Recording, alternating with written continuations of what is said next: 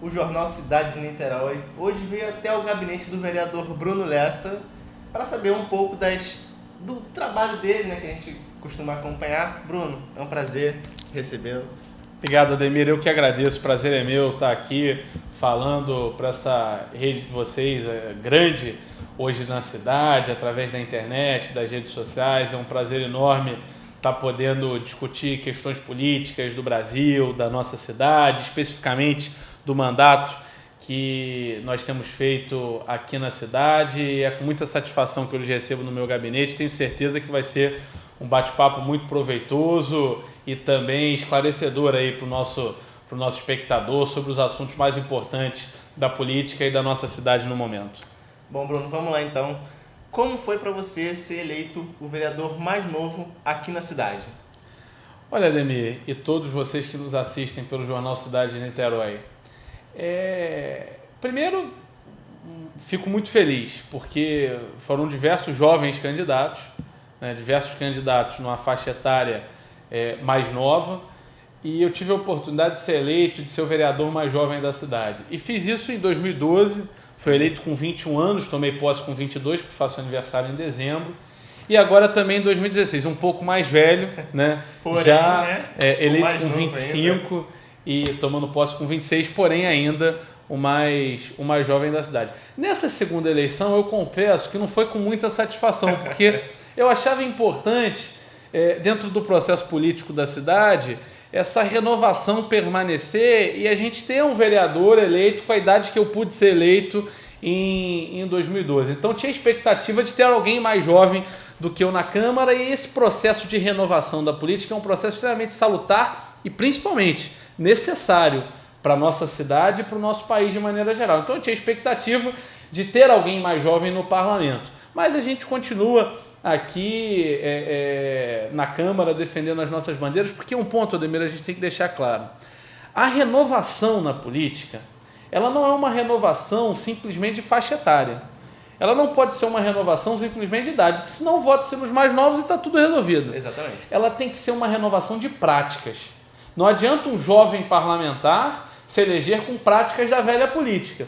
Da mesma forma, podemos ter alguém mais experiente, com mais idade, alguém com mais vivência, né, que venha para essa casa e traga práticas extremamente novas, extremamente propensas à renovação que é necessária na política e especificamente no nosso parlamento municipal. Então a gente buscou aqui honrar esse título de mais jovem vereador, buscando, através do nosso mandato, fazer uma política diferente, não apenas por causa da nossa idade, mas por causa daquilo que a gente acredita ser importante para Niterói. Trazer essas ideias novas aqui, exatamente, da Câmara para toda a cidade. Claro, porque, volto a frisar, a renovação não pode ser uma renovação só de idade. Sim. Renovação tem que ser uma renovação de práticas, né? E a nossa política, aí falo de maneira geral, de maneira mais ampla, a nossa política precisa passar por um processo de renovação grande.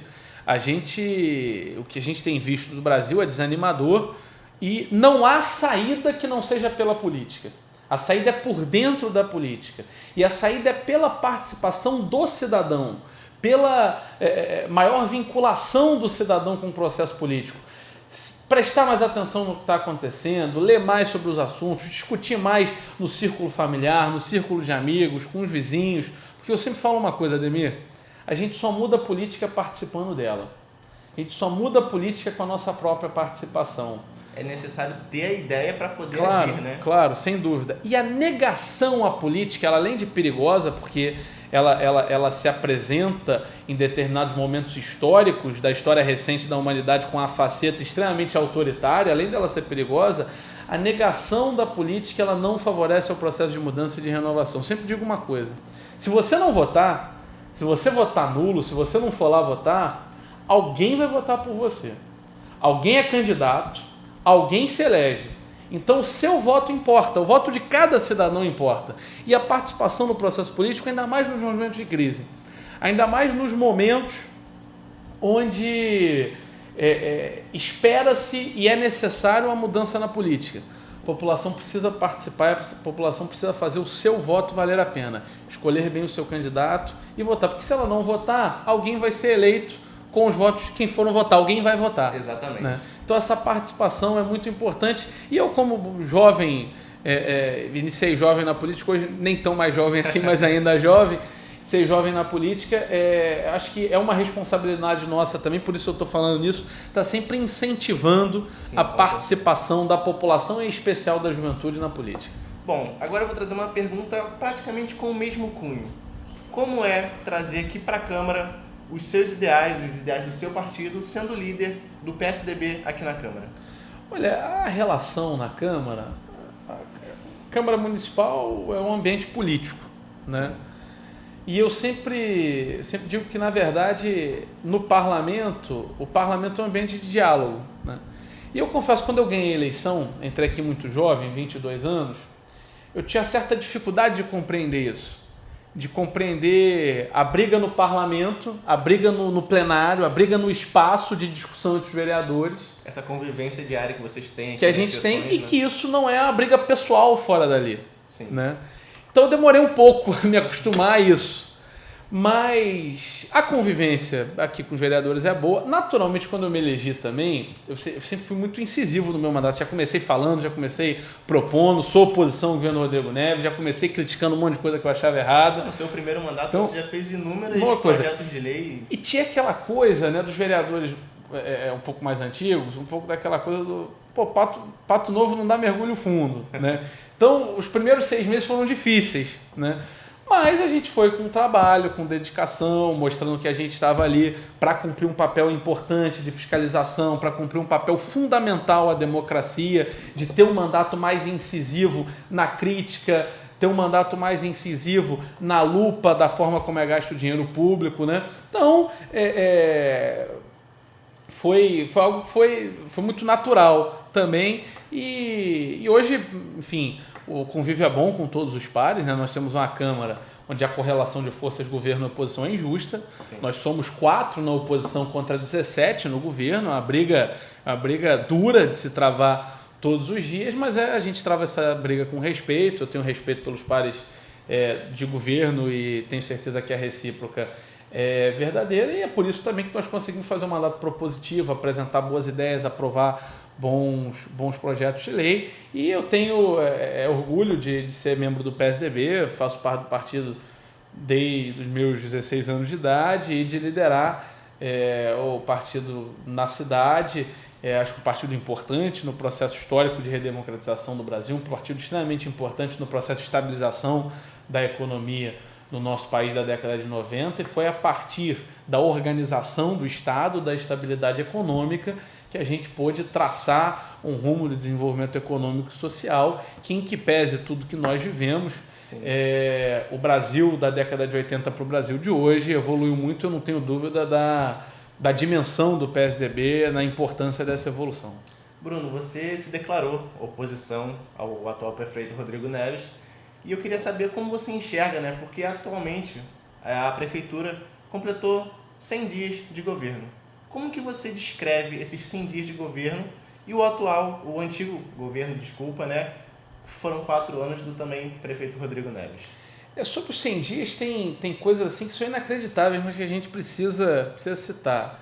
Primeiro, os 100 dias do Rodrigo não são contados a partir do dia 1º de janeiro. Ele resolveu contar a partir do dia que ele apresentou o plano de 100 dias. Então ele completa 100 dias de governo já com 100 e poucos dias de governo, porque parece que no mundo onde ele está habitando, ele dita todas as regras, inclusive alterando o tempo, né? Fazendo a marcação se é aquela diferente de todos nós brasileiros, de todos nós niteroenses. Com relação ao plano de 100 dias, 2 preliminares que eu acho importante citar. A primeira é que o prefeito não saiu do palanque. Ele não saiu do palanque. Ele continua em campanha eleitoral. E tudo ele transforma em um ato festivo. E essa é a escola do Lula e do Cabral. Isso foi o que o Lula e o Cabral fizeram. Lula no Brasil, o Cabral no estado do Rio. Se eu pudesse, dizem que conselho não se dá, né? Mas se eu pudesse dar um conselho, o prefeito não seguir tanto essa escola. Porque o governador está preso, o ex-presidente parece que caminha numa direção muito semelhante. Então acho que ele pode mudar essa escola e descer do palanque, governar a cidade, parar de transformar tudo em um grande espetáculo e pensar nas pessoas. E sobre as metas em si, muitas metas não cumpridas, muitos furos nessas metas. Algumas metas são até de maneira irônica. Por exemplo, uma das metas era a automatização do caminho Niemeyer, do estacionamento no caminho Niemeyer. Há 2 semanas atrás, uma matéria jornal revelou uma fraude na organização daquele estacionamento que é feito pela prefeitura. Eu já encaminhei ofício questionando a arrecadação dos estacionamentos que a prefeitura opera, né? Nós temos o plebiscito para armar ou não a guarda. O prefeito não fez o plebiscito, disse que ia fazer em 100 dias, não fez. E, curiosamente, ele diz que é muito importante ouvir a população para saber se ela quer que a guarda seja ou não armada. E ele disse que ia fazer um plebiscito. E antes de fazer o plebiscito, ele já comprou as armas. Quer dizer, no mínimo, uma contradição evidente. E pior do plano de 100 dias, pior, Ademir, se você entrar no site da prefeitura, se o nosso espectador, pela internet, pelas redes sociais, entrar no site da prefeitura de Niterói e procurar as metas do plano de 100 dias, não vai achar. Ou seja, ele faz um discurso, só que se você procurar as metas para saber se foram cumpridas, você não tem, você acha na imprensa. Em 1 ou 2 jornais você tem um resumo, mas oficialmente da prefeitura não tem. E você tem metas muito vagas. Então eu estou questionando algumas coisas. Eu acho que o governo do prefeito Rodrigo Neves é um governo de muita propaganda, de muita fantasia e de pouca ação. Isso se reflete inclusive no gasto com publicidade dele. O governo que já gastou mais de 50 milhões de reais em publicidade, vale dizer, com uma empresa investigada na Operação Lava Jato, a Prole, cujo dono parece que está envolvido aí em algumas maracutaias nas campanhas do Sérgio Cabral e do Eduardo Paes. Então, um governo que tem uma obsessão pela publicidade. Eu representei contra isso, inclusive, já algumas vezes no Ministério Público. E um governo de uma máquina extremamente inchada. Se eu pudesse, Ademir, destacar uma divergência frontal que eu tenho com a atual gestão da prefeitura, é com relação ao custo e ao tamanho da máquina pública. Nós temos hoje em Niterói, isso é assustador, nós temos hoje em Niterói 48 secretarias ou órgãos com status de secretaria. Muita gente ficava escandalizada com os 39 ministérios da Dilma. Niterói se superou. 48 secretarias. Então o ideal seria cortar alguma dessas secretarias? Algumas não, muitas dessas secretarias, Ademir. E aí eu apresentei um projeto de emenda à lei orgânica, apresentei essa semana, projeto de emenda à lei orgânica para reduzir, para limitar o número de secretarias no município de Niterói a 20. Veja, eu não quero escolher quais são as secretarias que o prefeito quer ter. 20 dentro do livre-arbítrio dele. Acho que essa é uma decisão administrativa da prefeitura. Mas a Câmara, com o poder legislativo, com o poder fiscalizador, tem sim a condição de impor, através da lei orgânica, que é a nossa lei maior no município, um limite a essa gastança desenfreada, desnecessária e, diria eu, completamente imoral do dinheiro público do niteroense.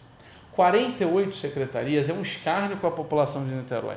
Nós temos, dentre essas, eu posso citar as 14 secretarias regionais, que tem cada uma aproximadamente 98% do seu orçamento utilizado apenas para pagar pessoal. Ou seja, muito desses órgãos, desses 48 secretarias em Niterói, na verdade são grandes cabides de emprego.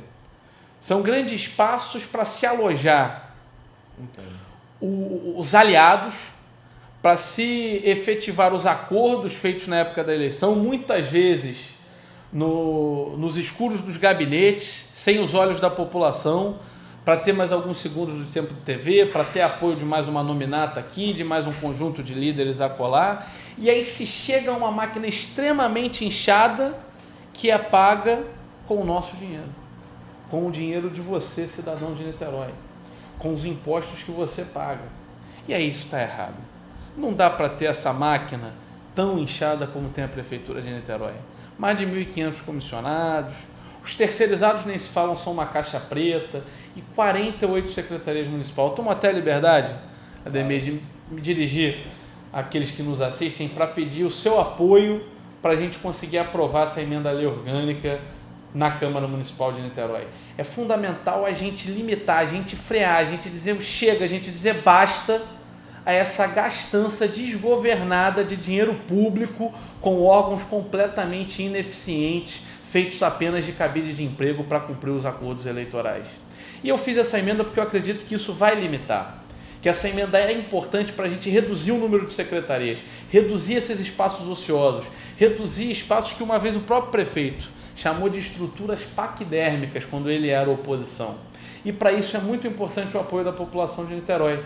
Você possa vir à Câmara, pressionar o seu vereador, dialogar com ele e mostrar a importância de você ter o teu dinheiro investido nos serviços públicos essenciais da cidade e não gasto com estruturas extremamente desnecessárias. Bom, mudando um pouco o rumo da conversa agora, já no seu primeiro mandato, muito atuante, né, aqui na casa, você instaurou a CPI do transporte público do município. Eu queria que você falasse um pouquinho pra gente essa relação.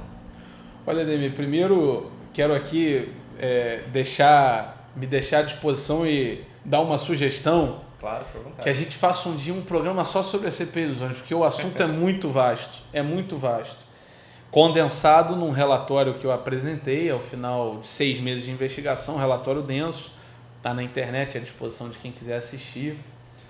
A verdade é que transporte em Niterói sempre foi uma caixa preta. E eu tenho o orgulho de dizer que eu contribuí como vereador, como legislador nessa cidade, para abrir essa caixa preta.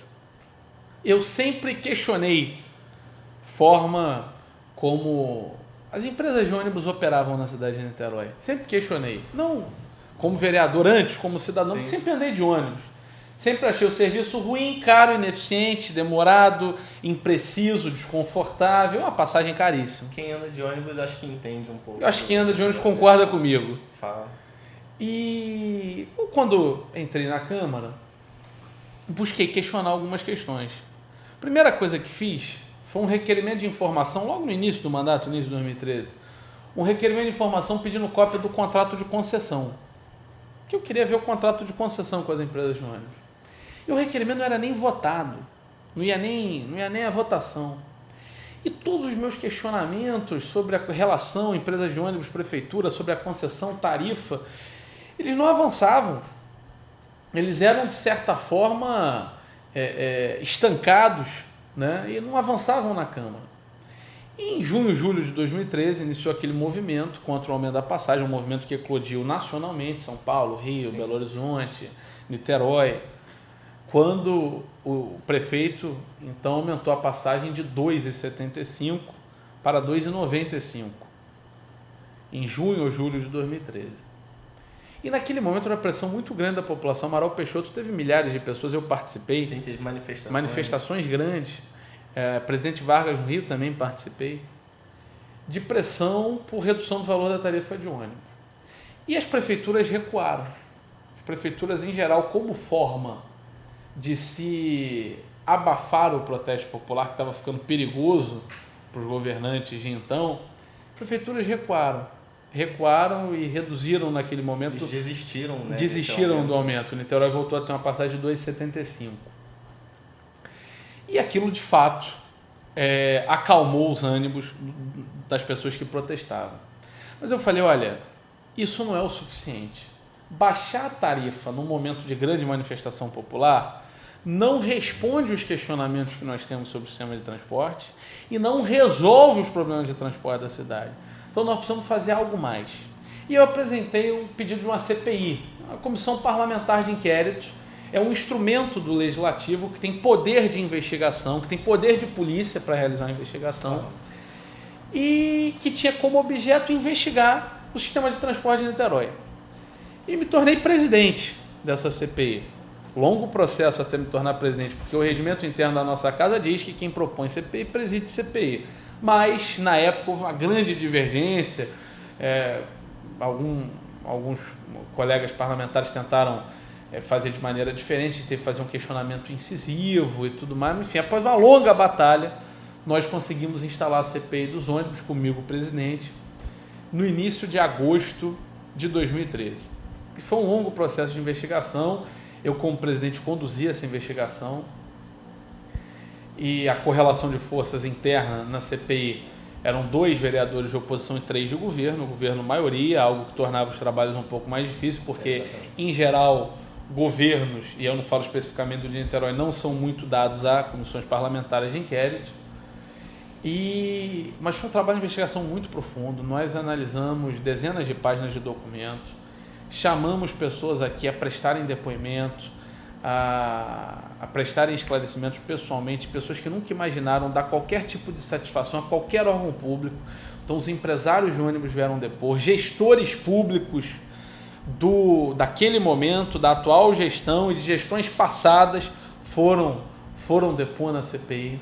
Já era algo que vinha crescendo com o tempo, então. Né? Que vinha crescendo com o tempo. A relação promíscua entre empresas de ônibus e Prefeitura de Niterói é algo que se prolonga no tempo, se estendeu durante muitos anos e permanece até hoje. Ela não acabou. É importante a gente colocar que ela permanece até hoje.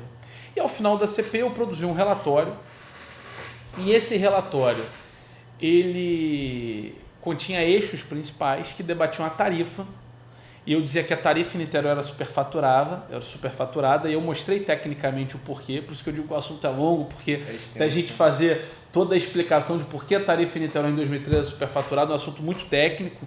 Né? Confesso que foi difícil para mim lidar com um assunto tão técnico. Eu sou advogado de formação, sou formado em Direito pela Universidade Federal Fluminense e advogado. Minha área não é engenharia de transporte, mobilidade urbana. Não é a sua especialidade, né? Não é a minha especialidade, mas eu me dediquei muito, li muito, estudei muito, contei com o apoio técnico da UFRJ, me auxiliou naquele momento. E nós questionávamos a tarifa e chegamos à época, a tarifa 2,75, chegamos a um valor estimado, podendo baixar mais, estimado com algumas fraudes que nós fizemos, mas cabendo ainda uma perícia um pouco maior em anos anteriores para mostrar que a tarifa vinha superfaturada há muito tempo, nós chegamos a uma tarifa naquele momento de 2,15. De 2,15, uma diferença de 60 centavos.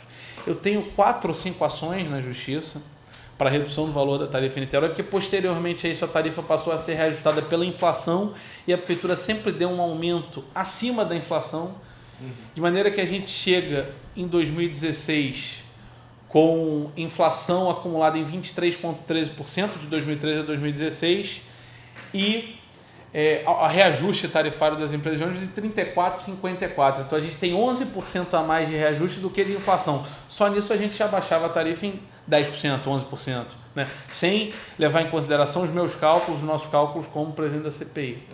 Nós chegamos à conclusão que a licitação que gerou a atual concessão foi uma licitação eivada de vícios, que tinha como único ânimo manter a concessão para os mesmos operadores, ou seja, manter as mesmas empresas operando as mesmas linhas com uma modelagem diferente, mas esse era o objetivo inicial da licitação. A licitação ela foi feita, a licitação ela ocorreu e os critérios dela favoreciam de maneira escancarada os operadores de então, que são os mesmos hoje. Nós descobrimos, foi um trabalho de investigação denso, mas nós descobrimos indícios gravíssimos de caixa 2 na contabilidade das empresas de ônibus, encaminhamos inclusive à Receita Federal esse ponto, e nós descobrimos que a Prefeitura ela é incapaz, por má vontade, de fiscalizar as empresas de ônibus. Nós fizemos um levantamento, a CPI foi em 2013, nós fizemos um levantamento em 2006, se eu não me engano, 2007, até 2013, quantas multas a Prefeitura aplicou nas empresas de ônibus da cidade. Sabe quantas, Ademir? Quantas? Nenhuma. Nenhuma? Zero. E eu pergunto mais uma vez, tomo liberdade de me direcionar a vocês que nos assistem. Será que não tem problema no sistema de transporte de Niterói? Eu acredito que tem. E é por acreditar que tem que eu continuo permanecendo na luta por um transporte público de qualidade. O meu relatório ao final da CPI foi rejeitado pela maioria dos vereadores, mesmo assim eu encaminhei a peça que eu elaborei, eu encaminhei como relatório em separado para o Ministério Público, para a própria Prefeitura, para o Tribunal de Contas do Estado, para a Receita Federal, enfim, para os órgãos competentes para darem prosseguimento à investigação, e continuei debatendo muito esse assunto e algumas vitórias tivemos.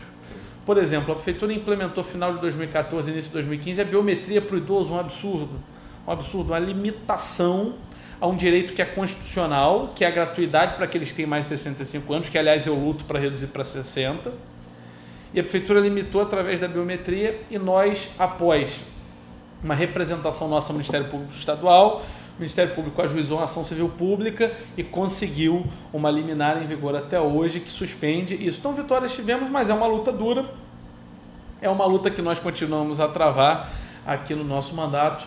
E eu digo com convicção, digo com orgulho, que fizemos um belíssimo trabalho com todas as adversidades, com a conjuntura política adversa, com uma Câmara excessivamente governista, lutando contra um sistema poderoso, contra pessoas que estão na cidade há muitos anos, contra uma engenharia de relação perversa para o cidadão entre empresários de ônibus e poder público, que funciona há muitos anos na cidade, mas nós abrimos a caixa preta.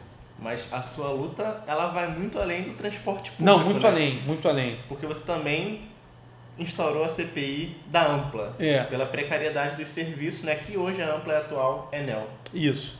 Na CPI da Ampla, eu tive um papel diferente. Eu não propus a CPI da Ampla. Quem propôs foi um colega, vereador Leonardo Giordano, que foi o presidente da CPI. E eu fui escolhido pelos pares, virei relator. Confesso que não muito por vontade própria, porque o trabalho de uma CPI é um trabalho muito duro quando levado a sério, e eu levo todas as minhas ações aqui no parlamento com muita dedicação, com muito afinco e com muita seriedade. Eu tinha experiência muito grande da CPI dos ônibus, e aí os colegas de maneira geral, os vereadores membros da CPI, o nosso próprio presidente da casa, de maneira geral, me incentivaram a ser o relator da CPI da Ampla, por entenderem que eu tinha a experiência necessária para relatar uma CPI que não é uma tarefa fácil. Foi uma CPI difícil também de ser feita, porque a Ampla não é uma concessão municipal. A Ampla é uma concessão federal. Sim. A Ampla é uma concessão do Ministério de Minas e Energia. O órgão fiscalizador dessa concessão é um órgão federal, que é a Agência Nacional de Energia Elétrica, uma agência reguladora do governo federal. Se torna mais complicado. Né? Se torna mais complicado. Porém, o serviço é prestado em sede municipal. E o cidadão, o morador do município, é aquele que sofre com as precariedades de serviço. Então, a gente tentou atuar diante da nossa possibilidade. Difícil para nós, por exemplo, discutirmos tarifa de energia elétrica, porque isso, como repito, é um assunto regulamentado por esfera federal. Mas nós podemos fazer uma espécie de raio-x de como é feita a tarifa, né? Nós desvendamos, nós na verdade, tornamos público a composição da tarifa de energia elétrica que todos reclamam. E a gente tem, por exemplo, uma carga tributária absurda na energia elétrica, absurda, quase 40%. Muito caro. Então a energia é muito cara porque a gente também paga muitos impostos na energia. Mas se eu não conseguir contestar, olha, a tarifa tem que ser menor, está muito cara, como eu fiz na CPI dos ônibus, porque não era muito a nossa área de atribuição. Mas nós contestamos a qualidade do serviço em nível municipal, porque existe um ponto importante que é o uso e ocupação do solo urbano, que aí é matéria municipal. Os postes da Ampla estão localizados, né, no município, Claro. E isso é matéria municipal. Então a gente conseguiu apresentar propostas interessantes no tocante à poda de árvores, no tocante ao espaçamento entre postes. Enfim, a CPI foi uma CPI propositiva. Nós fizemos um apanhado muito grande do número de equipes que a Ampla tem e de quanto seria necessário para melhorar o atendimento. Então isso é uma constatação da CPI. Precisa aumentar o número de equipes que atendem o cidadão. E isso a gente fez. E mais importante que eu acho que a gente fez,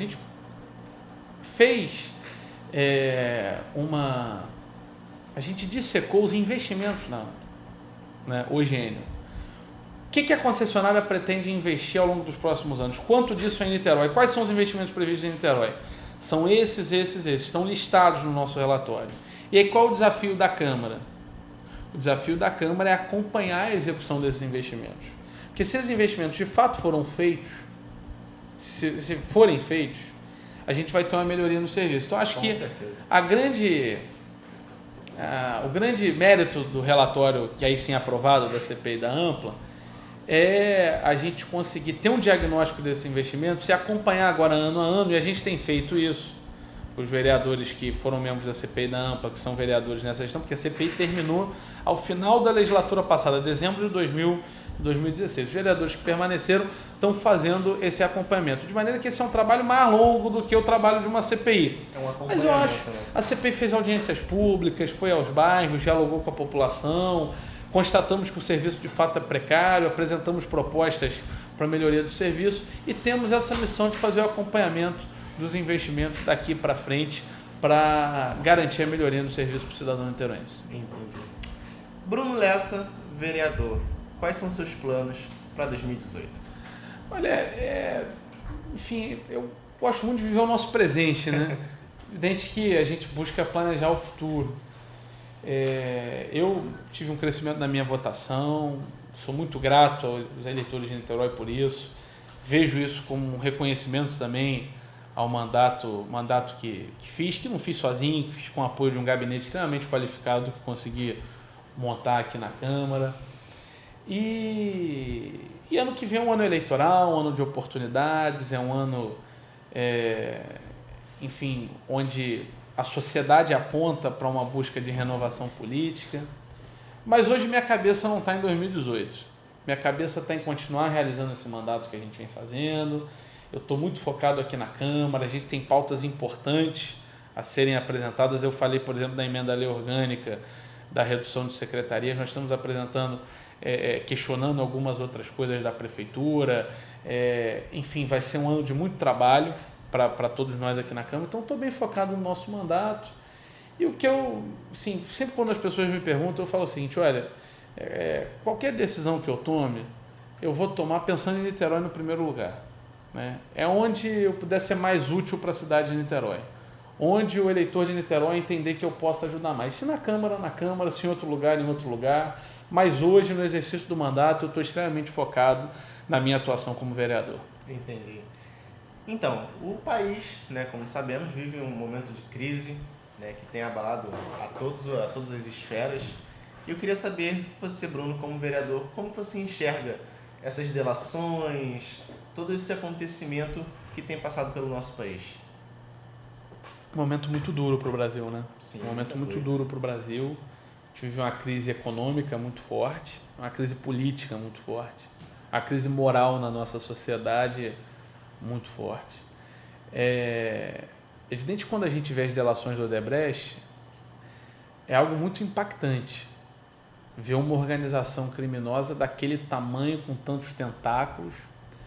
E eu sou muito claro nisso. O Ministério Público tem que investigar, tem que denunciar quando entender que tem que ser denunciado, e a Justiça tem que julgar. E se a Justiça entender que qualquer agente público cometeu algum crime, tem que ser punido, independente de sigla partidária, de ideologia, de bandeira política que levante.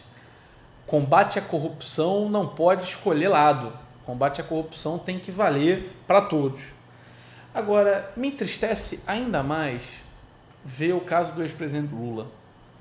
Eu nunca votei no Lula, confesso que não sou um admirador dele, mas a sistemática de corrupção que ele implementou no governo dele é indignante. É indignante. Alguém que tem uma história de superação bonita, reconheço, Sim. Uma história de vida bonita, fazer o que ele fez na relação completamente promíscua com empreiteiras, os valores das propinas, algo completamente assustador. Se fala em 300 milhões para Dilma na campanha de 2014, em Caixa 2, fruto de propina. Quer dizer, e a forma natural com que esses empresários delatores, e cá para nós, criminosos, não podem os empresários também que estão delatando sair de santinhos da história, são criminosos, são corruptos, corromperam a administração pública brasileira, corromperam os mais diversos níveis, né? A naturalidade com que falam em milhões e milhões de reais é assustador. E onde devia estar sendo aplicado esse dinheiro? Na boa educação do povo brasileiro, na saúde pública tão precária que nós temos. Eu acho, Ademir, faço uma fala aqui bem sincera e dura, eu acho que politicamente, a delação do Odebrecht sepulta um pouco uma geração de políticos brasileiros. Politicamente. Acho difícil que a população tenha algum sentimento que não de rejeição por todos que estão aparecendo nessas delações. Juridicamente, nós temos que dar direito à defesa, ao contraditório, a todos os estados. Claro. E a justiça vai entender e vai ter gente que vai ser condenada e vai ter gente que vai ser inocentada. Né? Normal, num processo desse, vão ter indiciamentos que não vão ter provas suficientes para condenação, outros terão, outras delações possivelmente. É um processo longo, um processo longo. Então, juridicamente, alguns crimes prescreverão. Juridicamente, é algo que tem que ser feito célere, para que não ocorra a prescrição dos crimes, para também as pessoas não se safem por prescrição, tem que ser feito de maneira rápida, mas tem que ser feito dentro do respeito ao contraditório e à ampla defesa. Agora, politicamente, a situação é muito dura.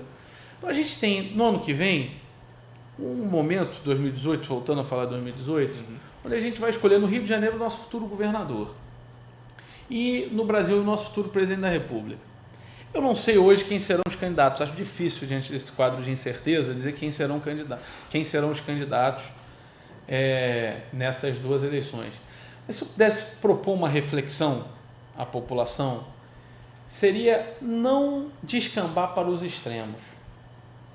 O discurso populista, seja de esquerda ou de direita, que no final representam duas facetas de uma mesma moeda. Uma moeda que leva o nosso país e que pode levar o nosso Estado a um momento ainda mais difícil do que o que a gente vive. Nós precisamos escolher um discurso mais racional, um discurso equilibrado, um discurso de alguém que proponha diálogo entre as diferentes opiniões que existem no Brasil, para que a gente saia do momento difícil político que a gente vive, com tanta delação, com tanta corrupção, com tanta coisa errada, do momento econômico duro que esse país vive, que gera desemprego, que gera diminuição do poder de compra do cidadão, para que a gente saia disso e entre no momento de união nacional. Sim. E para ser um momento de união nacional, a gente pare de pensar um pouco, cada um no teu próprio partido, no teu próprio crescimento eleitoral, na sua própria eleição, e comece a pensar um pouco no país. Vocês precisam pensar mais em conjunto. Em conjunto. E a gente precisa eleger um presidente da República com capacidade de diálogo. E a capacidade do diálogo não está nos extremos, não está no radicalismo, não está no discurso excessivamente feito apenas para agradar A ou B, só para palanque, para agradar uma corrente de opinião que cresce. Não está nos extremos. E repito, os extremos direita e esquerda são duas faces de uma mesma moeda.